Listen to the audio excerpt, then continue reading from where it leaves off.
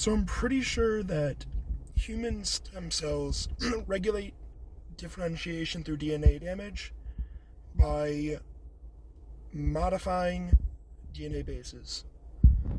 Now, this could be, oxidation of guanine, but I'm thinking it's more likely going to be focused on cytosine at CPG islands in many instances.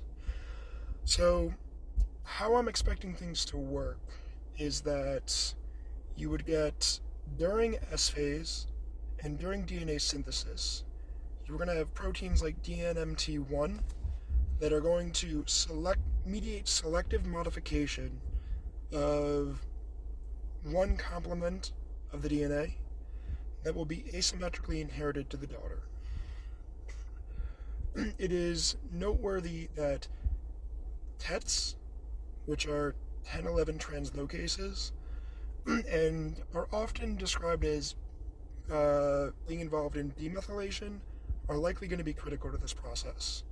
So what the TETs basically do is when you've got 5-methylcytosine, they can progressively oxidize it to hydroxymethylcytosine, 5-formylcytosine, and 5-carboxylcytosine.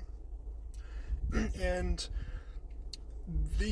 some of these oxidized versions can be modified by DNA glycosylases to lead to the reversion to cytosine, an unmethylated version of cytosine.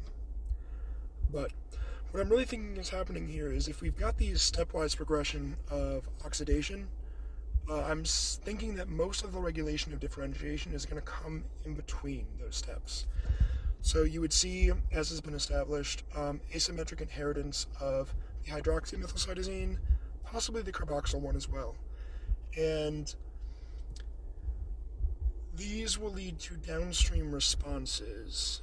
Now, I don't have a lot of the info about these downstream responses just yet, but there's a couple considerations based on things that are already established. One is the potential for DNA damage to escape repair and lead to the generation of 53 binding protein 1 foci and G1. This damage is resolved prior to the cell's recommitment to S phase, and this could be involved in the exiting of cell cycle. I expect this to be important, I just don't know why.